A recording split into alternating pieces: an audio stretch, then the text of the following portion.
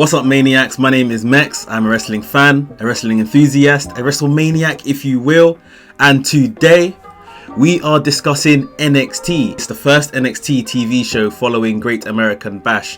So I guess some storylines have concluded and it's now time to put the new storylines together going into TakeOver around SummerSlam weekend. Right here at WrestleManiac UK, I discuss everything that is WWE and AEW. So if this sounds like the place for you, make sure you hit the subscribe button, hit the notification bell so you get notified every time I drop a new video. Ladies and gentlemen, without further ado, let's get into the review. So we knew going into this show we were going to get the NXT Women's Championship match. It was going to be Io Shirai defending her title for the very first time against Tegan Nox. We knew we were getting that match. But who knew we were going to get an NXT title match and North American title match, both titles being defended by the new champion Keith Lee, and he was going to take on who he called his frenemy, Dominik Dijakovic. So the opening of the show saw Keith Lee come out to address the NXT universe, saying that yes, he has got all of these belts now, all the men's singles titles on NXT, but he knows he is a targeted man. And they had a nice little package at the beginning of the show showing all the names that were calling out Keith Lee within the men's division. But Keith Lee bestowed the honor of his first title defense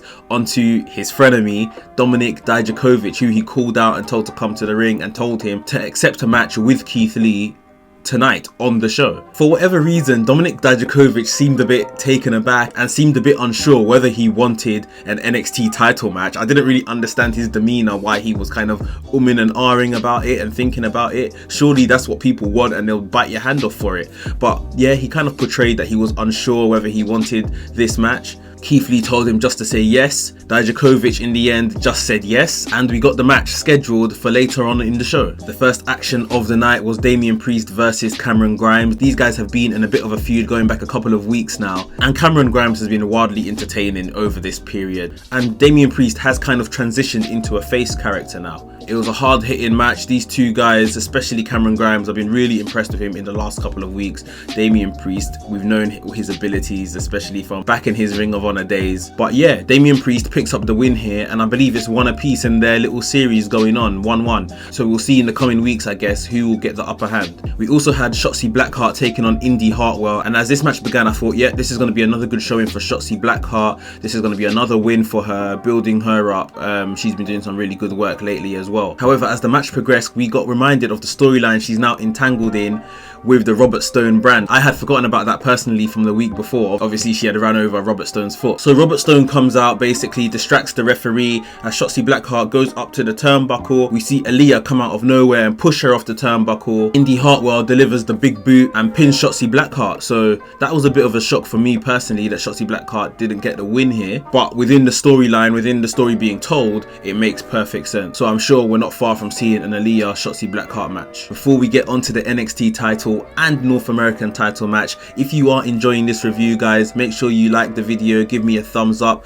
I appreciate it, and share the video to all other wrestling fans that you might have in your life. They might be interested as well. We want to grow this platform right here, WrestleManiac UK. So we've seen this match so many times within the last year, but it gets better every time we see it. New story beats are added, and I am talking about Dominik Dijakovic versus Keith Lee. These two big men only produce what Mark Henry has dubbed as big man magic, and I love seeing them in the ring together. There was a real test of mind games and like psychological one-upmanship that both men were trying to get throughout this match, which was really interesting. I don't think we've kind of seen that from them before. However, through the match, Dijakovic was really selling that he couldn't get one over on Keith Lee, that Keith Lee is on a whole different echelon right now. He's just performing on a whole nother level, and it really came through in the story that they told in the ring. And to be honest, in previous matches we have seen Dijakovic come a lot closer to getting a win over Keith Lee than he did in this particular match, in my opinion. So yeah, they really told the story of Keith Lee as a big, massive, powerful champion. And Keith Lee obviously retained the titles here with a big bang catastrophe to finish the match. And with their relationship, there is some good sportsmanship shown at the end of the match. Timothy Thatcher defeated Denzel Dejanay in what was a pretty quick match. Obviously, they've been telling this story of Timothy Thatcher and his submission school.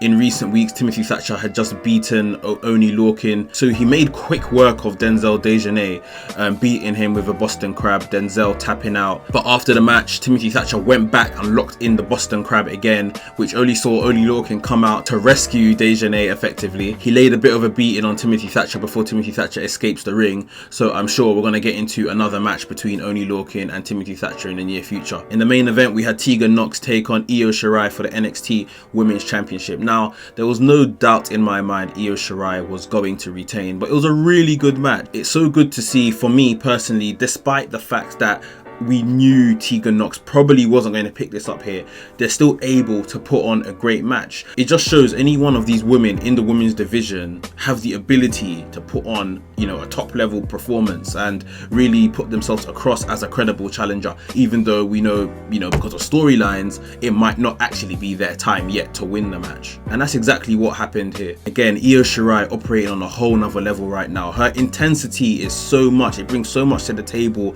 in her matches. There's just an attribute of like the unknown that the likes of Asuka and Io Shirai bring to their matches that you can't prepare for. You just don't know what you're going to get, and it really comes across well when they're in the ring. This was a well contested match, a couple of near falls for both opponents, but in the end Io Shirai picked up the win with a moonsault. As Io Shirai was going back up the ramp celebrating her victory, I did think, you know, they had the long shot going, so I did think maybe we're going to see Rhea Ripley come out. They showed a tweet from Rhea Ripley during the show that she's going to get back in contention for the NXT Women's Championship, so I did think maybe Rhea Ripley's gonna come out, but no, it was Dakota Kai. And not just walking out, man, she came out with a fierce kick. Like, I couldn't believe it. It was like a shotgun had went off when that kick just came out of nowhere and hit Io Shirai, and then the way she just stood over Io Shirai's body that was just lying on the ground.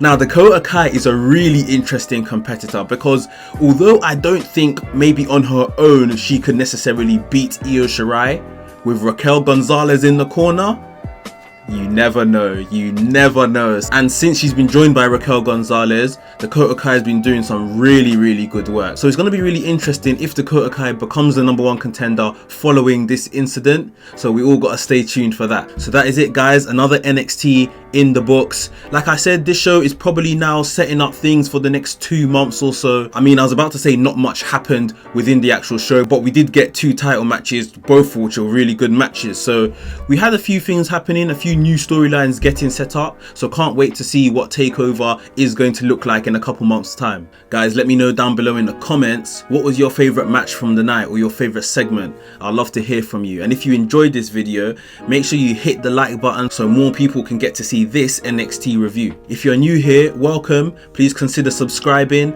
hit the notification bell also so you get notified every time I drop a new video. And that is it. WrestleManiac UK signing out, and I will see you soon.